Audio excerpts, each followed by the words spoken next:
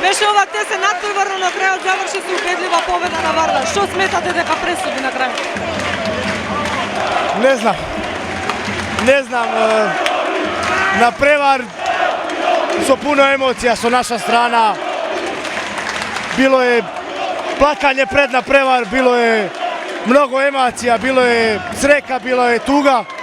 Sve odjednaška u kompletu, mislim deka ovaj na prevar beše ne taktika, ne rakomet, ovo beše na prevar za naša soblikovalna, za ove naše verne navijače i evo, dali smo sve od sebe i ništa. Za 10 dana ke vidimo što ke bude. Može Vardar преку Сегед во Келн? Pa ke probame, ništa nije gotovo, Seged je mnogo dobra ekipa, mnogo razlika su naša strana, site ke vikat Seged da smo favoriti.